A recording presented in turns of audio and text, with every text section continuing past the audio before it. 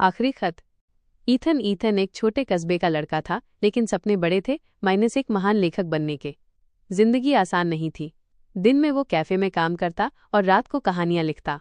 बचपन में ही उसने अपने माता पिता को एक हादसे में खो दिया था, लेकिन उसने दुख के बोझ तले टूटने के बजाय अपने दर्द को कागज पर उतारना सीखा। उसका विश्वास था कि शायद एक दिन उसकी कहानियां लोगों के दिलों को छुएंगी। एक बरसाती शाम कैफे में काम करते हुए उसकी नज़र एक लड़की पर पड़ी, माइनस सोफिया। चेहरे पर हल्की मुस्कान, लेकिन आंखों में एक रहस्यमयी उदासी। वो हर शाम आती, वही कॉफी ऑर्डर करती और हमेशा खिड़की के पास बैठ जाती।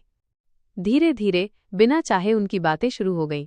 छोटी छोटी बातों से शुरू होकर उनकी मुलाकातें हंसी, कविताओं और रात की स्ट्रीट लाइट्स के नीचे लंबी सैर तक पहुंच गईं। ईथन को सोफिया से प्यार हो गया, सिर्फ उसकी खूबसूरती से नहीं, बल्कि उसकी टूटी हुई आत्मा से भी। वो उसे फिर से लिखने की प्रेरणा देती थी, माइनस इस बार खोने की नहीं, बल्कि उम्मीद की कहानियां लिखने की। लेकिन सोफिया के पास एक राज था। कभी कभी वो कई दिनों तक गायब हो जाती। कई बार उसने उसे मुस्कान के पीछे छिपते आंसू देखे।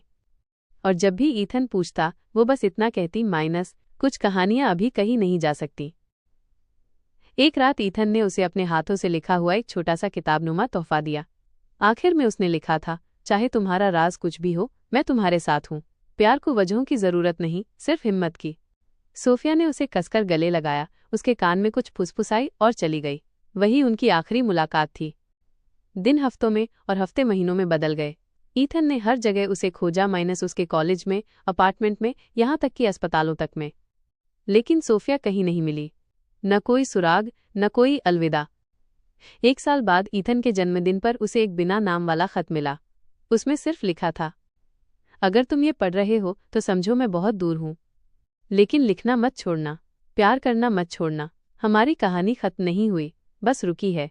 जब सही वक्त आएगा हम फिर मिलेंगे, तब तक अपनी हिम्मत जिंदा रखना। खत के नीचे एक छोटा सा चिन्ह बना था, माइनस टूटा हुआ दिल जिसे सिला दिया गया था। ईथन की आंखों से आंसू बह निकले, लेकिन होठों पर मुस्कान थी। उसी साल उसने अपनी पहली किताब प्रकाशित की, जिसका समर्पण था उस लड़की के नाम जिसने मुझे सिखाया कि टूटा हुआ दिल भी सपने देख सकता है। लेकिन उसके दिल में अब भी एक सवाल जलता रहा, सोफिया कहाँ गई? उसने बिना कुछ कहे क्यों छोड़ दिया? क्या वो कभी वापस आएगी, माइनस या सच्चाई ऐसी है जिसका सामना करने के लिए ईथन तैयार ही नहीं? इस तरह कहानी का अंत सस्पेंस पर होता है।